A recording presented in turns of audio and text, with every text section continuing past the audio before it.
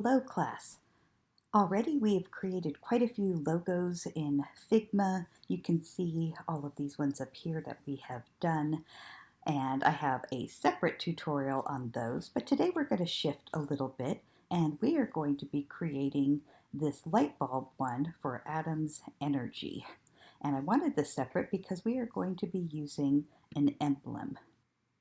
So with emblems, we are going to be using some type of image that, or sometimes we can bring in an icon as that image that we'll use within the logo design so that we can have something that is visually interesting or tells a message visually and not always just using letters and words. So here are some examples. We have Bean Lab here, and they have this emblem. AT&T may be one that you're very familiar with. And here is one for Adam's Energy, which is what we're going to be recreating today. And with this, also know that you shouldn't have too much in the way of emblems. So you probably don't want more than one major image that you're going to be bringing into this, and maybe one or two minor complementary images.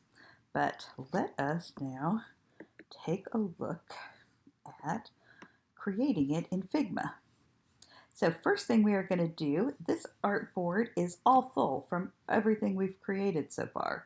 So we are going to create a new artboard, or actually in Figma we should say we're going to create a new frame. So let's go ahead and get our frame tool. Let's go down to, so here we're going to click on desktop and desktop. So now we have a new one. And let's name this frame. Let's go ahead and name it. And let's name it No Emblem Logo. Okay, great. So now we have that named. And for the students in my class, I have provided the AE and the Adam's Energy that will be a part of the logo. We've already talked all about word marks and letter marks, so you could create these on your own, but I actually want to focus on the emblem in this lesson. So if you go to your Moodle box for my students, there is an assignment in Moodle that is called Logo Practice, and see, if you go into logo practice, you will see that we have the two files there. All right, let's get back to this. So what I want to do first of all, though, is I need to find a light bulb emblem. And so what we are going to do is we are going to go to my favorite website to find some free images, Icon Finder. And so Icon Finder, there's a couple things I'm going to do. I will type in what it is I'm looking for. Now I've already been looking, so we're going to I'll just select that. You also want to select free because you don't want to have to pay for any of this. And I am looking for a logo that, for the purposes of this tutorial, I want a dark one. And I wanted to have something in the middle, like this little Y. So let's pick this one. It's in the third row. And we're going to click on it. Now, we are not going to download it, okay? So don't download right away, and we are not going to get a PNG. We are going to do an SVG because this allows us to edit it in ways that a PNG does not. So let's get an SVG. So it might come up as a default like this, but we're going to select SVG, and we are going to copy SVG to the clipboard. And this is lovely. You'll like this about Figma. All I have to do now, I click on this frame, and I am going to do Command V for paste, and voila, I have my emblem in there. Now I want to be able to see better, so I'm going to change the magnification to, let's try 50. That's good. I can see it all now. All right. And the nice thing about about SVGs is that they're vector images, which is what makes them editable, and they also scale, so I can change the size even like all the way up to a billboard, and it will still have a good quality. It won't be pixelated with little dots in it like a raster image would, and a PNG would be raster. So we like to have this in the SVG file. All right, now I'm going to have to do stuff to this, and right now you see it selected in this box, but I need to select it so the box is smaller. So this type of box does not work. And I want to select it so it's like this. You see a much smaller, tighter box, and now I can edit it.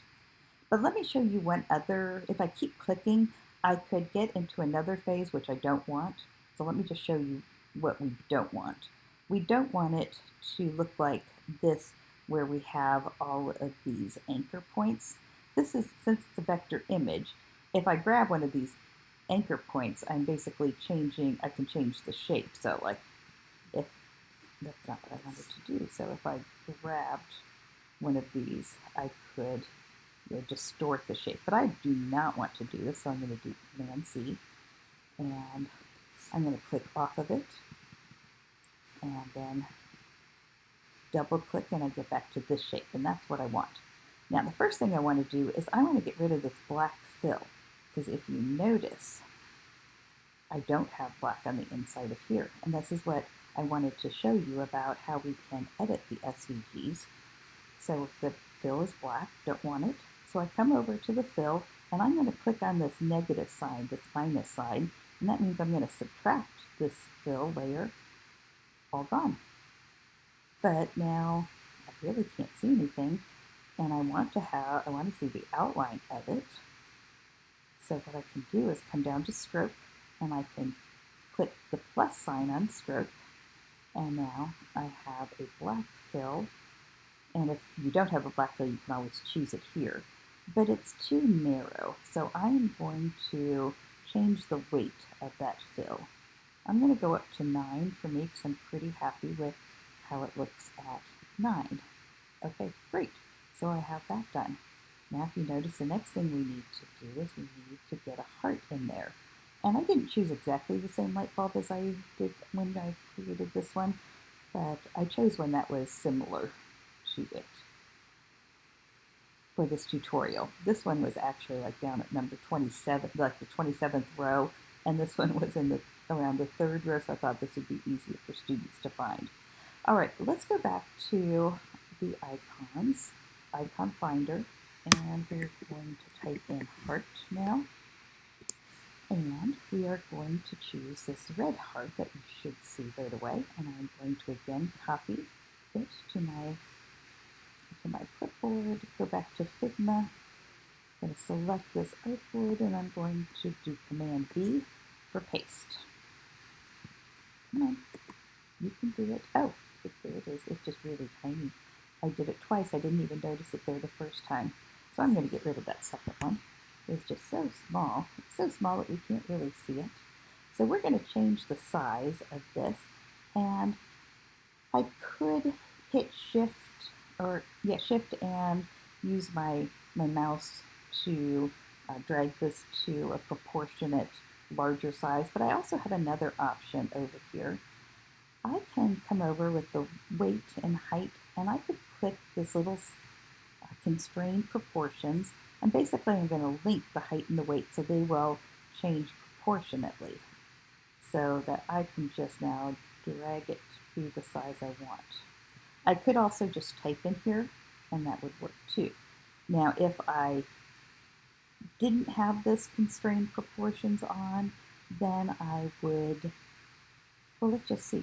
Let's just unclick it for a second, and let me change the width, but not the height, and then you see that's what happens. And we don't want that. So we have, whoops, let's get to where exactly the same, 60, and now we can train proportions. Okay. And now I'm going to go I'm going to zoom in on so I can see a little bit better here. All right.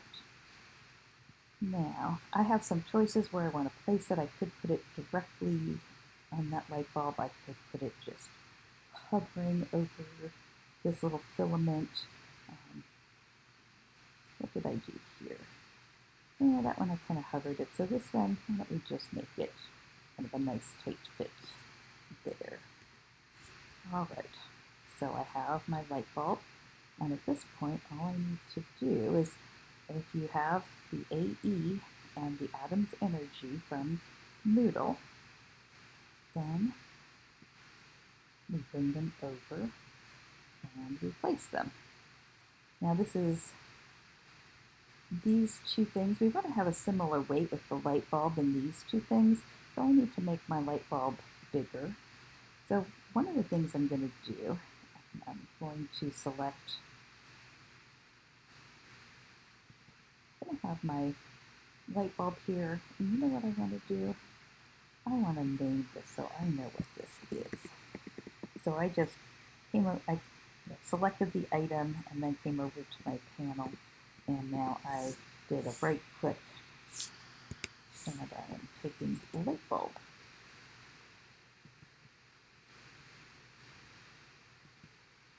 And here I'm going to name this one heart.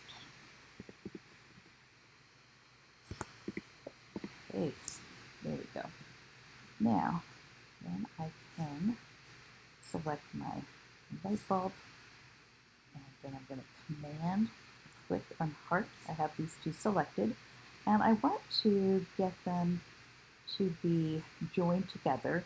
And you might think we're going to go to the Boolean command, and you might think we're going to do union, but we're not. And let me remind you why, is when we do this, we impose a similar scheme, like colors. So I'm not going to do that.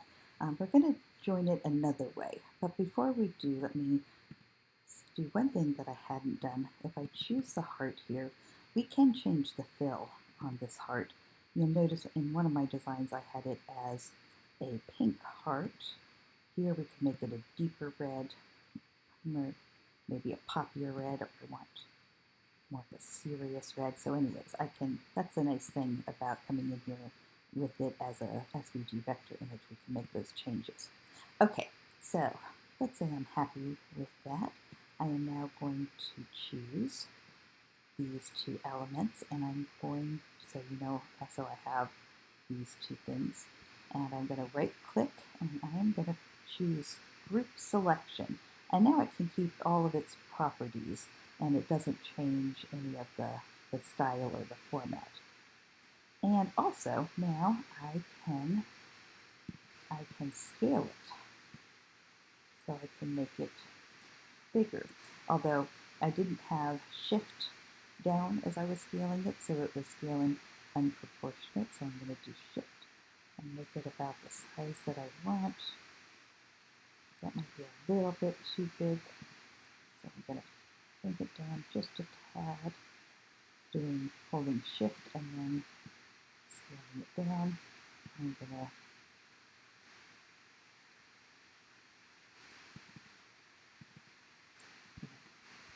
get my tops along here, and no, I actually don't want that because I want it to be visually aligned. So at this point, all I have to do is place my AE and Atoms Energy. I could just go like this, and that will be fine. Or I could do something a little bit more creative. I could maybe kind of almost have it coming out from there, and I could put my energy a little bit closer. I could make it so that's touching up there, but you have lots of choices of what you can do at that point. And voila, this is something you can do as well. Now, if you're in my class, what I need you to do is I need you to send me, or to share with me your logos that you've been creating here, and that Dropbox and Moodle, that was logo practice. I need you to share, and in the Moodle box you're going to get a link for it, copy that link, and insert a hyperlink into Moodle for me. also email it to me so I get it both ways. That something happens, it's not unusual for something to happen and for one of these methods to not work. So go ahead and do both things and that will be wonderful. And looking forward to seeing all your logos soon. Thanks. Bye-bye.